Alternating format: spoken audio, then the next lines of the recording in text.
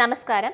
CPM-ലെ ബുദ്ധിജീവി എന്ന് വിളിപ്പേരുള്ള Marian Alexander baby എന്ന MA baby കഴിഞ്ഞ ദിവസം 71-ാം പിറന്നാളായിരുന്നു. തൊട്ടടുത്ത ദിവസം പാർട്ടി കോൺഗ്രസിൽ വെച്ച് രാജ്യത്തെ CPM-ന്റെ ഒന്നാമനാകാനുള്ള തീരുമാനവും വന്നു. അങ്ങനെ EMS-നും കേരളവേരുള്ള പ്രകാശ് കാരാട്ടിനും ശേഷം പാർട്ടിയെ നയിക്കാനെത്തുന്ന മലയാളി എന്ന ബഹുമതിയും ബേബിക്ക് ലഭിച്ചു. PV പ്രവേശനം എന്നത് വൈകിയെത്തിയ അംഗീകാരമായിരുന്നെങ്കിലും പാർട്ടിയെ നയിക്കാനുള്ള ചുമതല താരതമ്യേന നേരത്തെ ലഭിച്ച അവസരമാണ്. 20-ാം പാർട്ടി കോൺഗ്രസിൽ മാത്രം PBയിൽ അംഗത്വം ലഭിച്ച ബേബിക്ക് ജനറൽ സെക്രട്ടറി സ്ഥാനം അങ്ങനെ 24-ാം പാർട്ടി കോൺഗ്രസിൽ ലഭിച്ചു. പശ്ചിമ ബംഗാളിലും ത്രിപുരയിലും പാർട്ടി ശോഷിക്കുകയും MLA-മാർ പോലും ഇല്ലാത്ത അവസ്ഥയിലേക്ക് പാർട്ടി തകരുകയും ചെയ്തപ്പോൾ പാർട്ടിക്ക് വലിയ പോറലില്ലാതെ സംരക്ഷിക്കുകയാണ് കേരളീയർ. രാജ്യത്തെ CPM-ന് ഭരണമുള്ള ഏക സംസ്ഥാനം കേരളം മാത്രമായി. SFIയിലൂടെ വളർന്ന നേതാവാണ് MA ബേബി. വിദ്യാർത്ഥികളുടെ അവകാശ സമര പോരാട്ടത്തിലൂടെ വളർന്ന ബേബി പിന്നീട് കേരളത്തിലെ വിദ്യാഭ്യാസ മന്ത്രിയായി എന്നത് മറ്റൊരു ചരിത്രം. ഇപ്പോഴത്തെ രാജ്യത്തെ കമ്മ്യൂണിസ്റ്റ് പാർട്ടിയുടെ തലപ്പത്തെത്തിയിരിക്കുകയാണ് കൊല്ലത്ത് നിന്നുള്ള നേതാവ്. SFIയുടെയും DYFIയുടെയും ദേശീയ സമിതികളിൽ പ്രവർത്തിച്ചതിന്റെ അനുഭവ സമ്പത്തുമായാണ് MA ബേബി CPM-ന്റെ നേതൃനിരയിലേക്ക് എത്തുന്നത്. 2012 മുതൽ പോളിറ്റ് ബ്യൂറോ അംഗമായി പ്രവർത്തിക്കുന്ന മുതിർന്ന നേതാവാണ് ബേബി. സംഘപരിവാർ രാജ്യത്ത് വൻ ശക്തിയായി വളർന്നുകൊണ്ടിരിക്കുമ്പോൾ കമ്മ്യൂണിസ്റ്റ് പാർട്ടിയെ നയിക്കുക എന്നതാണ് അദ്ദേഹത്തിന്റെ ഭാരിച്ച ചുമതല. കമ്മ്യൂണിസ്റ്റ് പശ്ചാത്തലമില്ലാത്തൊരു ക്രൈസ്തവ കുടുംബത്തിലായിരുന്നു ബേബിയുടെ ജനനം. അധ്യാപകനായിരുന്ന കുന്നത്ത് അലക്സാണ്ടറുടെയും ലില്ലിയുടെയും 8 മക്കളിൽ 8ാമനായിരുന്നു ബേബി. വിദ്യാർത്ഥിയായിരിക്കെ തന്നെ പുസ്തക വായനയോടായിരുന്നു താല്പര്യം.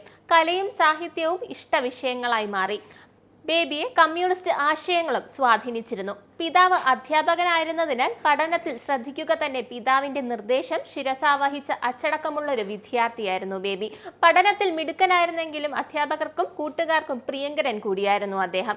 എന്നാൽ ബേബി വിദ്യാർത്ഥി രാഷ്ട്രീയത്തിൽ ആകൃഷ്ടനാവുകയും കൊല്ലം SN കോളേജിലെ SFI നേതാവാകുകയും ചെയ്തത് വളരെ കുറഞ്ഞ കാലം കൊണ്ടായിരുന്നു. പ്രാക്കുളത്തെ പഞ്ചായത്ത് LPS സ്കൂളിലായിരുന്നു പ്രൈമറി സ്കൂൾ പഠനം. NSS ഹൈസ്കൂളിൽ നിന്ന് SSLC പാസ്സായതിനു ശേഷം പ്രീ ഡിഗ്രി പഠനത്തിനായാണ് കൊല്ലം SN കോളേജിലെത്തുന്നത്. പ്രാക്കുളത്ത് നിന്ന് കൊല്ലം നഗരത്തിലേക്ക് എത്തിയപ്പോൾ ബേബിയുടെ ലോകവും വിപുലമായി. SN കോളേജിലെ പഠനകാലമാണ് MA ബേബി എന്ന രാഷ്ട്രീയക്കാരനെ പാകപ്പെടുത്തിയതും നേതാവാക്കി മാറ്റിയതും. പഠിക്കുക, പോരാടുക എന്നതായിരുന്നു SFIയുടെ പ്രധാന മുദ്രാവാക്യം. പഠിക്കുകയും പോരാടുകയും ചെയ്തയാളാണ് MA ബേബി. താഴെത്തട്ടിൽ സമരങ്ങളും പോരാട്ടങ്ങളും നടത്തി വളർന്ന് പാർട്ടിയുടെ ഏറ്റവും ഉന്നതമായ പദവിയിലെത്തുകയാണ് MA ബേബി. കോളേജ് പഠനകാലത്ത് തന്നെ ബേബി SFIയുടെ ദേശീയ നേതൃത്വത്തിലേക്ക് എത്തിയിരുന്നു. പരന്ന വായനയും സംഘടനാ രംഗത്തെ നേതൃപാഠവുമായിരുന്നു ബേബിയെ നേതാവാക്കി വളർത്തിയത്. പ്രസംഗത്തിലും സംഘടനയിലും മികവും പുലർത്തിയ ബേബി വിദ്യാർത്ഥികൾക്കിടയിൽ പ്രിയങ്കരനായിരുന്നു. കമ്മ്യൂണിസത്തിലും വർഗ സിദ്ധാന്തങ്ങളിലും ആഴത്തിലുള്ള അറിവാണ് മറ്റ് വിദ്യാർത്ഥി നേതാക്കളിൽ നിന്നെല്ലാം ബേബിയെ വ്യത്യസ്തനാക്കിയത്. വിദ്യാർത്ഥി രാഷ്ട്രീയത്തോടൊപ്പം കലാ സാംസ്കാരിക രംഗത്തും സജീവ സാന്നിധ്യമായിരുന്നു MA ബേബി. 1974-ൽ SFI ദേശീയ എക്സിക്യൂട്ടീവ് കമ്മിറ്റിയിലേക്ക് തിരഞ്ഞെടുക്കപ്പെടുമ്പോൾ ഏറ്റവും പ്രായം കുറഞ്ഞ അംഗമായിരുന്നു ബേബി. 1975-ൽ SFI സംസ്ഥാന പ്രസിഡന്റായി. 1977-ൽ CPM കൊല്ലം ജില്ലാ കമ്മിറ്റി അംഗമായി. ജില്ലാ കമ്മിറ്റി അംഗമായിരിക്കെയാണ് 1979-ൽ SFI അഖിലേന്ത്യാ പ്രസിഡന്റായി തിരഞ്ഞെടുക്കപ്പെടുന്നത്. 1978-ൽ ഹവാനയിൽ നടന്ന ലോക യുവജന വിദ്യാർത്ഥി മേളയിൽ ഇന്ത്യൻ പ്രതിനിധിയായി പങ്കെടുക്കാനുള്ള അവസരവും ബേബിയെ തേടിയെത്തി. നിരവധി സമരങ്ങൾക്ക് നേതൃത്വം നൽകിയതിന്റെ പേരിൽ ബേബി പലതവണ ജയിൽവാസം അനുഷ്ഠിച്ചിട്ടുണ്ട്. അടിയന്തരാവസ്ഥ കാലത്ത് ക്രൂരമായ പോലീസ് മർദ്ദനവും ജയിൽവാസവും അനുഭവിച്ചു. SFIയുടെ ദേശീയ പ്രസിഡന്റ് സ്ഥാനം വഹിച്ചിരുന്ന ഒരാൾ 50-ാം വർഷം തികയുമ്പോൾ പാർട്ടിയുടെ തലപ്പത്തെത്തുന്നു എന്ന ചരിത്രവും MA baby കുറിച്ചിരിക്കുകയാണ്.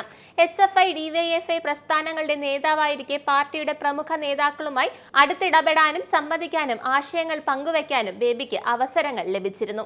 EMS, Harkishan Surjit, Prakash Karat, Sitaram Yechury എന്നിവരുമായും വിവിധ സംസ്ഥാനങ്ങളിൽ നേതാക്കളുമായും ബേബിക്ക് അടുത്ത ബന്ധമുണ്ടായിരുന്നു.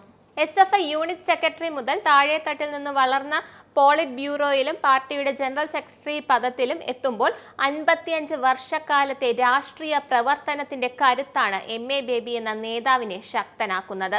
ഇത്രയേറെ സംഘടനാ ബന്ധവും അനുഭവ സമ്പത്തുമുള്ള നേതാക്കൾ കുറവാണെന്ന് പറയാം. ദീർഘകാലം ഡൽഹി കേന്ദ്രീകരിച്ച് പ്രവർത്തിക്കാൻ നേരത്തെ തന്നെ അവസരം ലഭിച്ച കേരളത്തിൽ നിന്നുള്ള നേതാവാണ് MA ബേബി. ഇതാണ് ദേശീയ നേതാവിലേക്കുള്ള ബേബിയുടെ വളർച്ചയ്ക്ക് വഴിയൊരുക്കിയത്. 1983 DYFI അഖിലേന്ത്യാ ജോയിന്റ് സെക്രട്ടറിയായി തിരഞ്ഞെടുക്കപ്പെട്ടതും പിന്നീട് രാജ്യസഭയിലേക്ക് തിരഞ്ഞെടുക്കപ്പെട്ടതും ബേബിയുടെ പൊളിറ്റിക്കൽ കരിയറിൽ വലിയ മാറ്റങ്ങളുണ്ടാക്കി. 1984 CPIM സംസ്ഥാന കമ്മിറ്റി യോഗം 1986 രാജ്യസഭയിലെത്തുമ്പോൾ ഒരു ചരിത്രവും ബേബിയുടെ പേരിൽ കുറിക്കപ്പെട്ടു.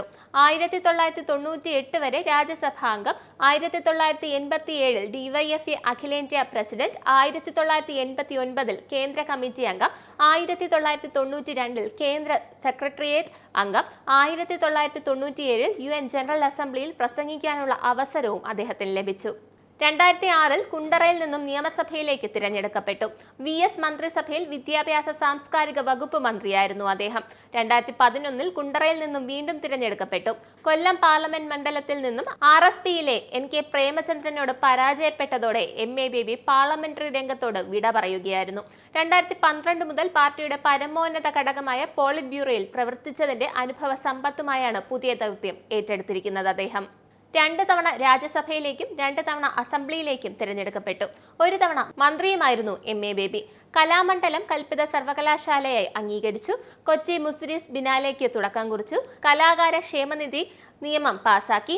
ഉന്നത വിദ്യാഭ്യാസ കൗൺസിൽ നിയമനിർമ്മാണത്തിലൂടെ സ്ഥാപിച്ചു. 2013 സാംസ്കാരിക രംഗത്തെ സംഭാവനകൾ പരിഗണിച്ച് അഭിനവ് രാം മണ്ഡൽ ഏർപ്പെടുത്തിയ പ്രഥമ അർജുൻ സിംഗ് അവാർഡിനർഹനായി. എന്തായാലും ഈ പുതിയ സ്ഥാനം അദ്ദേഹം എങ്ങനെ കൊണ്ടുപോകുമെന്നും പാർട്ടിയെ എങ്ങനെ നയിക്കുമെന്നും നമുക്ക് നോക്കാം. നന്ദി, നമസ്കാരം. നിങ്ങൾക്കും ആനന്ദ മീഡിയയുടെ പ്രേക്ഷകരിൽ ഒരാളാകണ്ടേ? യൂറോപ്പിലും US-ലും ആഫ്രിക്കയിലും അടക്കം പ്രവാസികൾ ഉള്ളയിടങ്ങളിലൊക്കെ ജനപ്രിയ ചാനലുമായി ആനന്ദ് മീഡിയ ഒപ്പമുണ്ട്. ഏഷ്യാനെറ്റ് ഫ്ലവേഴ്സ് അടക്കം നിങ്ങളുടെ വിരൽത്തുമ്പിലെത്തും. ആദ്യം റോക്കു ബോക്സ് സ്വന്തമാക്കുക. അതിൽ നിന്നും ആനന്ദ് മീഡിയ ആപ്ലിക്കേഷൻ ഡൗൺലോഡ് ചെയ്യുക, ഇൻസ്റ്റാൾ ചെയ്യുക. എന്നിട്ട് 02085866511 എന്ന നമ്പറിൽ ഞങ്ങളുടെ കസ്റ്റമർ കെയറിൽ ബന്ധപ്പെടുക. അല്ലെങ്കിൽ +91 735 660 3747 എന്ന നമ്പറിൽ വാട്സപ്പ് ചെയ്യുക. ആനന്ദ് മീഡിയയുടെ സേവനങ്ങൾ സ്വന്തമാക്കുക. മറ്റു ചാനലുകൾക്കൊപ്പം ആനന്ദ് TVയും എൻജോയ് ചെയ്യുക.